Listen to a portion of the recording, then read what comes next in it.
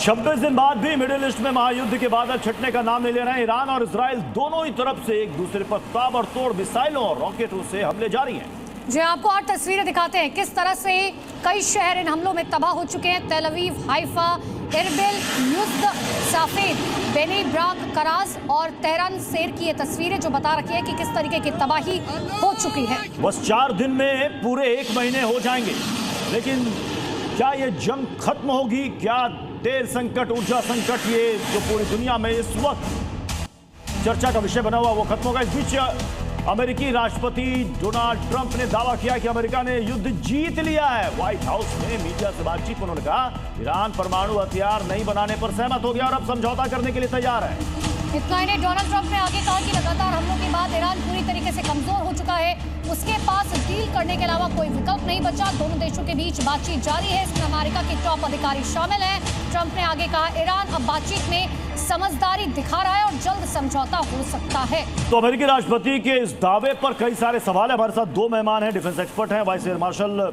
OP Tiwari sir हमारे साथ हैं और कर्नल अनुराग शुक्ला हमारे साथ हैं। ओपी तिवारी सर, मतलब अगर ये कह रहे हैं कि हमने जंग जीत ली, ईरान मान गया, तो फिर ये जो मिसाइलें गिर रही हैं किस लिए गिर रही हैं? प्रत्युष देखो, जीत की परिभाषा सबके लिए अलग अलग है।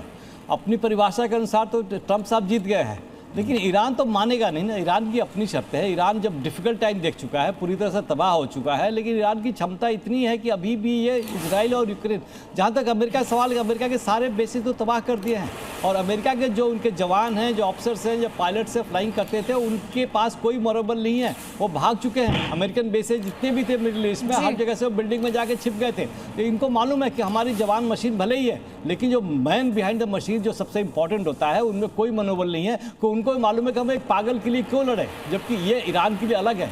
ईरान के जवान है, ईरान की जो फौज है, ईरान की फौज अपनी प्रतिष्ठा, सर्वाइवल के लिए, एग्जिस्टेंस के लिए, अपनी सिविलाइजेशन के लिए लड़ाई लड़ रही है, तो अंत तक लड़ाई लड़ती रहेगी। इजराइल भी तबाह होगा, ईरान तबाह अवश्य हो रहा है, लेकिन ये जीत बिल्कुल। ओपी तिवारी सर, आप सही बात कह रहे हैं कि देखिए हर घंटे डोनाल्ड ट्रंप अपना बयान बदलते रहते हैं, लेकिन अनुराग सर, जिस तरीके से डोनाल्ड ट्रंप कह रहे हैं कि हमने युद्ध जीत लिया, लेकिन दूसरी तरफ ईरान का स्टैंड बहुत क्लियर है कि हम बातचीत करेंगे, लेकिन डोनाल्ड ट्रंप से नहीं, सिर्फ जेडी वेंस से बातचीत करेंगे। अगर हम स्टार्टिंग पॉइंट पे जाएं, जब युद्ध की शुरुआत हुई थी तो उन्होंने जो स्टेटमेंट दी थी कि जो अचीव करना चाहते हैं इस युद्ध के दौरान, तो आज हम 26 दिन बाद जब खड़े होकर डिस्कस कर रहे हैं, तो क्या हम जानना चाहते हैं कि वो अचीव हुई कि नहीं हुई।